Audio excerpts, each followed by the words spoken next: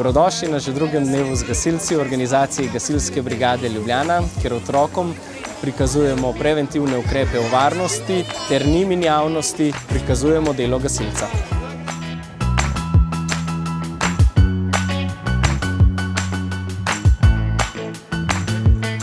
Letos so z nami Gasilska zveza Ljubljana, Slovenska policija, Regijski center za obveščanje Ljubljana, Javna agencija za varnost v prometu, Reševalna postaja Ljubljana in pa seveda Gasilska brigada Ljubljana.